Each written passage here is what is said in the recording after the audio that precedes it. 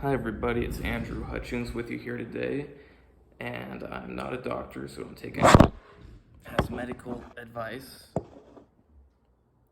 I sanded and painted those ceilings.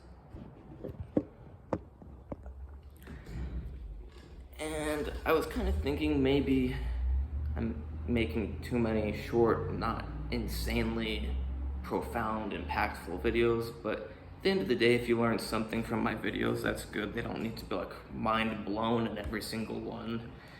But this one's on testosterone replacement therapy and what people think is testosterone replacement. First of all, testosterone replacement therapy is used in older men whose levels of testosterone have gone down, and the idea is that you take external testosterone because your testicles, your balls aren't making it as much anymore. But the thing that bothers me about it, or it doesn't bother me, I just find it funny, is the dosages that people think are testosterone replacement. Because the human body only makes, like, on average, and this is average, some people are going to make way more, some people less, like 50 milligrams of testosterone a week, which is like 75 milligrams of testosterone enanthate. I don't know exactly, but you got to factor in the weight of the ester with the testosterone molecule. So even if someone's only on 150 milligrams of TRT, that's like twice as much as the normal average person in their youth has. That's why you'll go to the gym and you'll see these old guys and you're like, holy shit, they're in better shape than me. I'm jealous. Like, his arms are looking way better than mine. Well, it's because they may be 50, but they have more testosterone than you at 20. And then 150 milligrams of TRT is a pretty conservative dose. A lot of people think that taking like 200 or 300 is TRT, but really that's a steroid cycle, or not cycle if you never go off it. So yeah, I hope this was interesting to know that your body only makes about 50 milligrams of testosterone a week.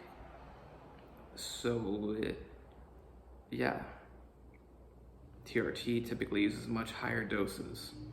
And that's why, like, people think they need to use really high doses of steroids. Like, oh, I'm going to use 80 milligrams of Dianabol a day. Dianabol is more anabolic than testosterone. So say you normally have like 7 milligrams of testosterone in your body, and let's say Dianabol is 1.5 times as strong anabolically as testosterone. That means you could take 5 milligrams of Dianabol and have roughly equivalent to anabolic effects. Now, is that smart to take 5 milligrams a day? Probably not, because it's so short acting, and then you don't want to only have the same as your normal, because why suppress your normal stuff if you're not going to have something that adds up to better? But it does mean that, say you took 5 milligrams, or say you took 10 milligrams 3 times a day, because it has a short half-life, that 10 milligrams adds up to like twice as much as your normal testosterone each time it's in your system. Imagine if you doubled your testosterone, what kind of improvements you'd have. And it may seem like a lot more, like, oh, but you're taking the 30 milligrams a day. And it is more, and it does matter. It does end up being more than just like twice, but it does not necessarily mean that it's like 6 times more, because Dianabol has a pretty short half-life. But yeah, it's still 30 milligrams overall, so it is technically like 6 times more, because that 7 milligrams of testosterone you have during the day, that's for the whole day combined, not just all at once. So yeah, if you could slowly just like have a milligram an hour of Dianabol during your day and have 10 milligrams spread out over the whole day, that would still be like twice as strong as your normal testosterone, probably. So you don't need really high doses of steroids to make really great improvements. However, the muscle response to anabolic steroids has been shown to be exponential. So whereas you may get this much gains, so this is 0, you may get this much gains from 10 milligrams a day or 15 milligrams a day. So you get this much gains from 15. If you double it, you won't just double the gains up to there. you might make them go all the way up to here. That doesn't last forever though, it levels out eventually because you can only hit the receptors so much before they're completely saturated. And then you have to use intelligence and say there's only 100 targets to hit. You can hit all 100 targets with a 22 round and do a little, or a BB gun and do like almost no damage to all 100 targets. Or you could use a 308 or like an AK round, something bigger, and hit all those 100 targets.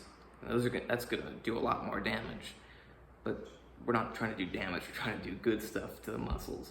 But the point is, if you were to fill up all the receptors with your testosterone, you can only have so much anabolic effects because you can only have so much testosterone working. But you could hit all those receptors with something stronger and get more effects. So take oxandrolone, for example. It has a higher anabolic rating than testosterone. Meaning that if you took 7 milligrams of oxandrolone a day versus your natural 7 milligrams of testosterone, you could be building serious muscle. And that's not just for girls. I mean, I bet if I took 5 to 10 milligrams of oxandrolone a day for a month, I don't know exactly how much stronger I would get, but I do have or had friends in high school that took little amounts and their stuff went up like almost double. So I bet I would make some really awesome improvements. I think it would be moronic to take like 50 milligrams a day or 100 milligrams a day.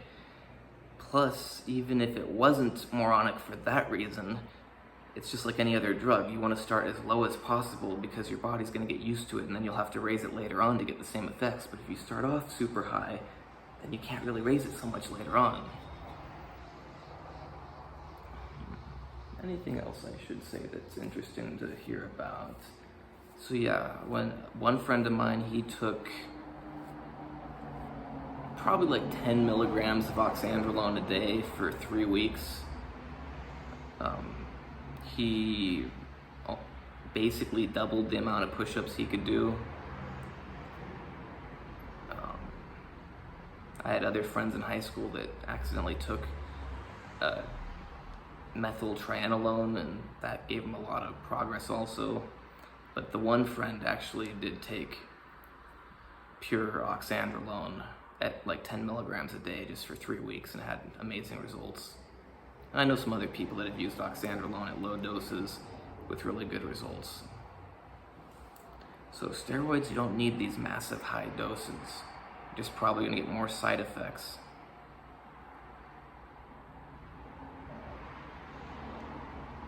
Yeah, that's all. Hope you liked it. Please like and subscribe.